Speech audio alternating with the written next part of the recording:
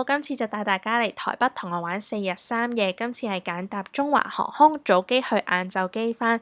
咁落機入境之前，我已經去咗台灣大哥大買電話卡，都係揀翻 Plan B 啦，依然冇加過價，咁都係300蚊5日無限上網嘅。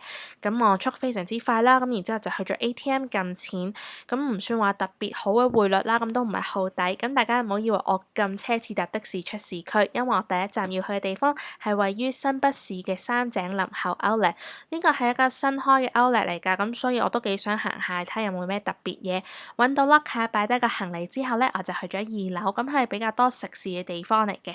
咁我食唔到天婦羅，咁所以就排咗一間 Nana's Green Tea， 咁主要都係食抹茶嘅食物嘅。咁唔係話好肚餓，咁所以我就揀咗個巴菲，呢個係超級無敵好味，因為好濃嘅抹茶味。咁出翻去戶外區嘅時候咧，你會見到有好多運動品牌 Nike、Adidas、Vans 都會有嘅。咁如果想知我買咩咧，可以去翻 Shopping Hall 條片睇。咁行到咁上下覺得攰，咁就入咗呢間 Paul Cafe， 因為嚟之前咧我已經好想試呢一個千層批㗎啦。咁呢度咧有間好出名賣抹茶爆谷嘅地方啦，咁亦都有芝士撻。咁但係我去到嘅時候咧已經賣晒，咁所以影唔到俾大家睇啦。離開 Outlet 咧，咁我就好想試下呢間京盛寓啦，因為佢係即刻 order 就可以即刻泡俾你嘅。咁佢有好多唔同嘅選擇啦，咁我自己就揀咗阿里山烏龍。咁因為係揀凍嘅，咁所以咧先會有呢一個樽㗎。呢個係超好飲，亦都好清香嘅茶嚟嘅。咁然之後咧，先搭翻車出台北車站，先再去酒店啊。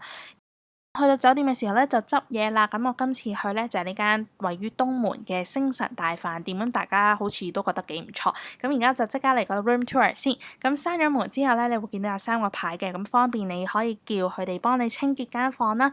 咁然之後咧就有個廁所，咁廁所係趟門嚟嘅。你見到一入到去咧，其實都好光猛㗎啦。咁有塊鏡啦，因為係補拍嘅，咁所以你見到我着住另一件衫。咁我啲化妝品啊、護膚品全部都擺晒喺呢張台度。咁係雲石台嚟嘅，我而家好掛住張台。咁亦都有一個暖劈劈嘅廁所啦，咁同埋一個玻璃嘅浴室嘅。咁然之後你見到啦，張床就喺度啦。咁但係咧就有一個茶幾可以俾我擺啲嘢，咁夾萬啊、雪櫃都有嘅，好暖啊，因為好多食物喺上面。咁有窗啦，咁自然就好光猛嘅呢間房。咁雙人床，咁所以好闊落。咁另外咧亦都有一個擺我嘅行李嘅一個架啦，咁同埋一個電視，咁呢間我自己好推介，咁大家可以試下，同埋真係非常之方便嘅。咁夜晚嘅時候咧，我就去咗永康街，因為都好近啦，咁行幾分鐘就到㗎啦。咁我就去咗杜小月，咁有啲人覺得好食，有啲人覺得麻麻。咁因為我自己都食過，又覺得好方便又平，咁我就買咗呢個滷肉飯同埋黃金蝦卷啦。因為呢兩個咧都係我自己覺得係杜小月必食嘅食物嚟嘅。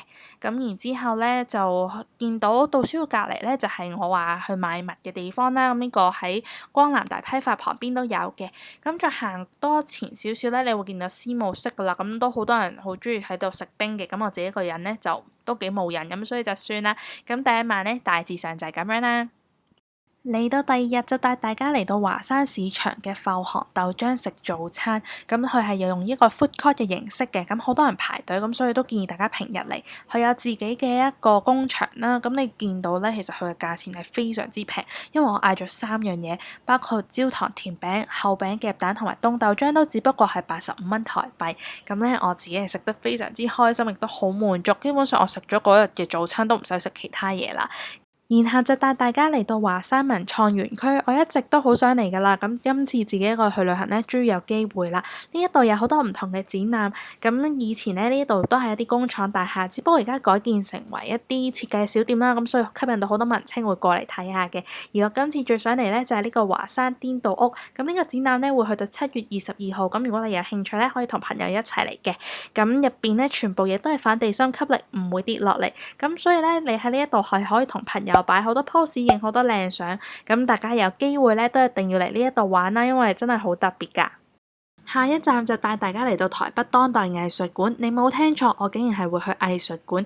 自問自己咧就唔係一個好有藝術天分嘅人，但係嚟台北最重要嘅一個原因咧，我就係好想睇呢個展覽，因為咧每次見到老師嘅作品咧，都會覺得心情係好舒服啦。佢嘅作品咧全部都係好色彩鮮豔啦，但係亦都可以好極端嘅。咁佢同咗好多唔同嘅 artist 去合作啦，佢好多嘅作品咧，你都會覺得好厲害嘅。咁所以我唔講咁多，你哋如果有興趣嘅話咧，一定要嚟睇下。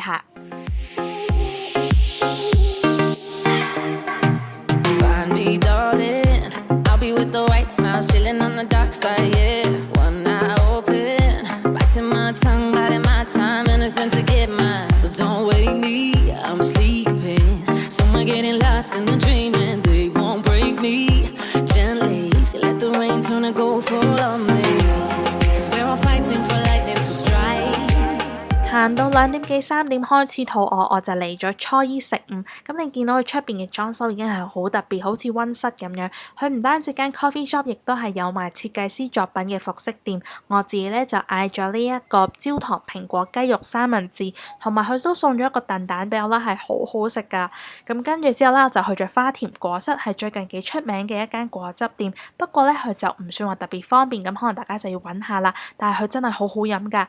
轉頭咧，我就帶大家嚟到淡水，咁其實我自己都好耐冇嚟過，咁原本諗住睇日落，不過天氣唔算話特別好，你見到都係得一粒鹹蛋黃，咁所以咧我自己就冇去到漁人碼頭，最後咧就喺老街度行下就算數啦。咁之後咧我就見到呢一度好多人排隊一個古早味嘅蛋糕，咁如果大家有機會可以嚟試下嘅。由淡水搭翻捷運翻落台北車站，翻酒店之前我去咗光南大批發，咁睇下有啲咩特別嘢，順便係買下嘢咁樣啦。咁我自己覺得款式話唔算話好齊全。翻酒店之前呢，就去咗永康街食呢間天津葱抓餅。今次旅程我食咗2次，我覺得價錢平之餘呢，真係好好味，加上呢，當地人呢都係好中意食呢間鋪頭，長期呢都會有少少人龍排隊嘅。呢2款呢，就我每次嚟到台灣都一定要食嘅七仔食物啦。嚟到第3日，依然揀咗一間台式早餐店同大家分享。今次嚟到位於台北101附近嘅陳根早茶，雖然呢就唔算話好近嘅，不過都幾容易揾到。我自己揀咗呢個火腿芝士蛋餅，超級無敵好食。喺101嘅對面呢，就會見到一架幾米月亮公車，咁我自己行過經過，覺得幾得意呢，咁就影低同大家分享下。咁大概其實喺5至10分鐘呢，你咩都影完嘅啦。咁但係如果你幾米嘅 fans 呢，就可以嚟睇下啦。再由101嘅捷運站做起點咧，行咁就可以見到呢一個44南村。咁我之前見到 Sally 都嚟過，咁我自己都好想嚟睇下啦。咁但係因為入邊嘅展覽咧就喐緊啦，咁所以其實我就係只可以喺外圍度慢慢睇下啫。咁影低相，今次咧就冇上101啦，因為我以前份工同101都冇咩分別嘅。咁44南村咧係一個好舊嘅村落啦，咁其實都幾有味道，我覺得係影相嘅好地方嚟嘅。咁之後咧經過呢條天橋咧，我就去咗ATT for Fun， 咁係一個好大型嘅 shopping mall， 咁但係其實我最主要咧就係要去 GU 度 shopping， 咁所以我都花咗大概1-2個鐘嘅時間咧喺度慢慢揾呢啲戰利品俾大家分享嘅。行到好攰又落雨，咁就翻酒店休息翻2-3個鐘先再出發。咁跟住咧我就夜晚去咗師大附近嘅平安京茶室。作為一個抹茶控，你一定要去呢一個地方，因為佢嘅抹茶卷係必食，而且係超級好味㗎。如果你哋有機會咧，直接可以買一條返香港同朋友 share 嘅。食完呢，當然要繼續行去師大啦。咁其實我覺得師大咧就唔係話好多嘢食，不過勝在咧就多賣衫同埋賣飾物嘅鋪頭。咁所以咧，我覺得同班朋友一齊嚟都係幾好。至於嗰日夜晚嘅晚餐咧，我就揀咗呢個許記生煎包。嚟到第4日，雖然係晏晝機，但其實朝早已經冇乜嘢做，所以就用咗2-3個鐘頭時間拍咗條開片同執喼。咁走之前呢，就去咗食門雀爹，呢間壽司檔真係超級出名，而且係超級好食㗎，大家一定要去試啊！